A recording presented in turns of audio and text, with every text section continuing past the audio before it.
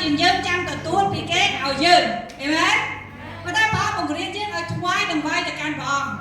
នៅពេលដែលយើងចេះថ្វាយកាន់តែច្រើនព្រះពរកាន់តែច្រើននៅក្នុងជីវិតរបស់យើងមិនខានព្រះពរខាងសាច់ឈាមនិងខាងព្រលឹងវិញ្ញាណឃើញទេព្រះពរពិតប្រាកដមិនត្រឹមតែជាលុយទេបងប្អូនគិតថាទទួលបានពរបងប្អូនគិតថាអាហ្នឹងលុយអញ្ចឹងព្រះពរពិតប្រាកដមិនមែនត្រឹមតែជាលុយទេជាសេចក្តីស្រឡាញ់ជាសេចក្តីសង្ឃឹមជាសេចក្តីអំណរជាសុខភាពល្អជាកម្លាំងជាប្រាជ្ញាមានអ្វីជាច្រើនដែលព្រះអង្គសពអតីតប្រទានមកកាន់យើងឃើញទេអញ្ចឹងបងប្អូនគិតថាឲ្យតែនិយាយព្រះពរបងប្អូនគិតថាពីលុយទេវាត្រូវទេវាច្រើនជាងហ្នឹងទៀតឃើញទេអរគុណព្រះអង្គអញ្ចឹងខ្ញុំមានព្រះបន្ទូលមួយគឺម៉ាឡាគីចំពុក3ខ10យើងរៀនជាមួយគ្នាអេមែនបងប្អូនអានជាមួយខ្ញុំអេមែនម៉ាឡាគីចំពុក3ខ10ព្រះម្ចាស់នៃពិភពលោកទាំងមូលមានបន្ទូលថាចូលនាំយកដង្វាយ1ភាគ10ទាំងប៉ុន្មានមកដាក់នៅក្នុងឃ្លាំងដើម្បីឲ្យមានស្បៀងអាហារក្នុងដំណាក់របស់យើងចូលធ្វើយ៉ាងនេះដើម្បីលបងលោយើងទៅនោះអ្នករាល់គ្នានឹងឃើញថាយើងនឹងបាត់ផ្ទៃមេឃបង្ហូរព្រះពរដ៏លើលប់មកយើងមកលើអ្នករាល់គ្នាអេមែនបងប្អូនក្នុងរដូវកាលនេះជនភៀសសាក៏ច្រើនអេមែនបងប្អូនវារៀបកងទ័ពយើងក៏ជួបទុក្ខលំបាកនៅសមរភូមិតាមពេលហ្នឹងតើអ្វីដែលបងប្អូនមានហើយបងប្អូនគិតថាតើខ្ញុំគួរតែចែករំលែកទៅអ្នកណាតើខ្ញុំគួរដាក់ទៅក្នុងដំណាក់របស់ព្រះអង្គប៉ុន្មានតើមើលខ្ញុំចែកទៅបងប្អូនភាសាប៉ុន្មានបងប្អូនក្នុងរដូវកាលនេះយើងត្រូវតែជាអ្នកដែលឲ្យអីមែនមានទុក្ខលំបាកកាន់តែច្រើនយើងជាអ្នកដែលឲ្យដើម្បីយើងបានពោលជាងទទួលអីមែនបងប្អូនឃើញបងប្អូនភាសាគាត់រងទុក្ខលំបាកឯគាត់ចាក់ចេញពីផ្ទះសម្បែងរបស់គាត់ហើយក្នុងរដូវកាលនេះបងប្អូនពេលខ្លះបងប្អូនបើសិនជាបងប្អូនមានគំនិតអាត្មានិយមបងប្អូនគិតតែខ្លួនឯងណាបងប្អូនខាតពីព្រោះព្រះអង្គសពអតីតប្រើប្រាស់លេខគុណមិនមែនលេខបូកមកក្នុងជីវិតរបស់យើងព្រះពរព្រះអង្គគឺទ្វេគុណនៅក្នុងជីវិតរបស់យើងអញ្ចឹងបងប្អូនកាលណាបងប្អូនធ្វើចិត្តសប្បុរសបងប្អូនដាក់ដង្វាយសម្រាប់អ្នកនេះជួយសម្រាប់អ្នកនេះបងប្អូនដាក់ដង្វាយនៅក្នុងដំណាក់របស់ព្រះអង្គបងប្អូននឹងឃើញព្រះពរនឹងការរីកចម្រើននៅក្នុងជីវិតរបស់បងប្អូនអេមែនហើយព្រះបន្ទូលអំបញ្ញនេះព្រះបានសន្យា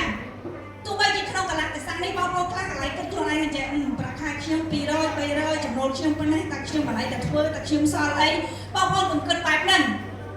អេមែនបងប្អូនព្រះអង្គបង្រៀនយើងថាបើអ្នកឈឺខ្ញុំឈឺដូចគ្នាអ្នកណាក៏ជាកូនរបស់ព្រះអង្គដែរបើគេរងទុក្ខយើងរងទុក្ខអេមែនអញ្ចឹងយើងរួមសុខរួមទុក្ខក្នុងនាមព្រះយេស៊ូវគ្រីស្ទអេមែនអញ្ចឹងអ្វីដែលយើងធ្វើព្រះអង្គតូចមើលហើយព្រះអង្គនឹងប្រទានពរមកកាន់បងប្អូនទាំងអស់គ្នាទាំងខ្ញុំដូចគ្នាអេមែន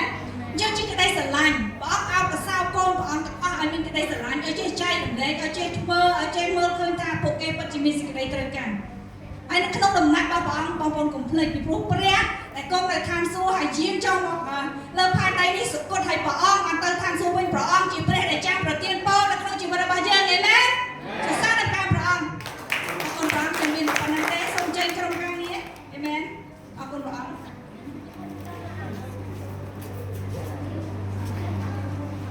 អេមែនអរគុណបងប្អូនដែលរៀបចំប្រាក់ដង្វាយទុកជាមុនសម្រាប់ដំណាក់របស់ព្រះអង្គជាដង្វាយដ៏បរិសុទ្ធជាដង្វាយរបស់បងប្អូន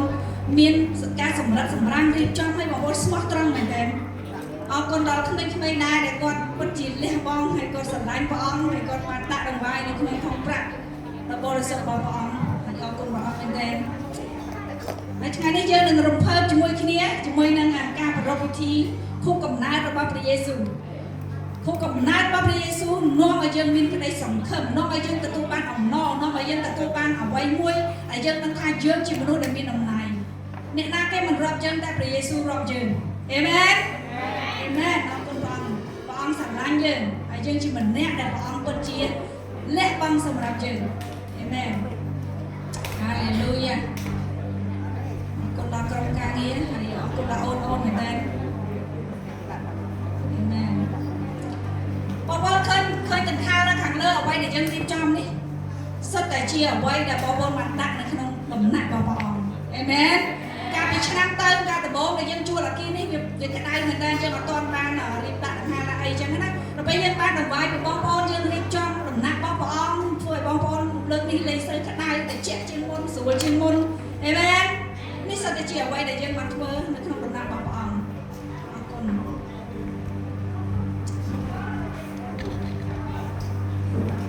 ថ្ងៃនេះខ្ញុំរំភើបមែនតើព្រោះអីបងស្រីធំរបស់ខ្ញុំនិងក្មួយខ្ញុំក៏បានចូលរួមសូមផ្ទះដៃសរសើរដល់អរគុណផងសម្រាប់បងស្រីក៏បានចូលរួមអេមែនអរគុណព្រះអង្គមែនឆ្នាំនេះខ្ញុំជឿថាបងប្អូននឹងធ្វើគុណសម្រាប់គ្រួសារខ្ញុំអេមែនអរគុណព្រះអង្គអរគុណព្រះអង្គអេមែនអរគុណអ្នកគ្រូសូមបងប្អូនបានសញ្ជិញគិតហើយយើងអធិដ្ឋានជាមួយគ្នាថ្វាយប្រាក់អ្វីទៅកាន់ព្រះអង្គហាឡេលូយ៉ាបិតាគុណថាសួរគុណអរគុណព្រះអង្គសម្រាប់សេចក្តីស្រឡាញ់របស់ទ្រង់បិតាអើយពួកយើងទាំងអស់គ្នាបានរៀបចំប្រាក់ដង្វាយថ្វាយទៅកាន់ព្រះអង្គទាំងដង្វាយក្តីស្រឡាញ់ទាំងដង្វាយស្ម័គ្រចិត្តទាំងដង្វាយភាពស្មោះត្រង់បិតាអើយសូមទោសអើយហើយសូមប្រទានពរដល់បងប្អូនយើងទាំងអស់គ្នាដែលមានដួងចិត្តស្មោះត្រង់ថ្វាយទៅកាន់ព្រះអង្គដោយការដឹងគុណព្រះយេស៊ូវហើយសូមព្រះពររបស់ទ្រង់បង្ហូរទាំងមេមកកាន់បងប្អូនយើងទាំងអស់គ្នាផ្គត់ផ្គង់ដល់បងប្អូនដែលកំពុងតែមានសេចក្តីត្រូវការព្រះយេស៊ូវគុណអរព្រះគុណទ្រង់ដែលព្រះអង្គជាព្រះដែលបានឲ្យយើងចេះឲ្យហើយបានពោជាងដែលយើងជាអ្នកដែលទទួលយើងចេះចែករំលែកដែលយើងនឹងទទួលបានពោជាជាងយើងចាំទទួលពីគេព្រះយេស៊ូវយើងគឺជាចំណែករបស់ព្រះជាម្ចាស់ហើយយើងនឹងធ្វើការនេះបន្តថ្វាយទៅកាន់ព្រះអង្គសម្រាប់មនុស្សជាច្រើនទៀតបិតាអើយសូមទទួលនៅប្រាក់ដង្វាយទាំងអស់នេះកូនថ្វាយដាច់ដល់ព្រះអង្គក្នុងព្រះនាមព្រះម្ចាស់ព្រះយេស៊ូវគ្រីស្ទអាមែនអរគុណបងប្អូនទាំងអស់គ្នាហើយយើងជាបន្តទៅនេះសូមបកគលទូរនីទៅកាន់អ៊ំស៊ីអរគុណបងអរគុណអ្នកគ្រូមុំអរគុណព្រះអង្គចា៎ហើយសាមកាព្រះអង្គមួយមែន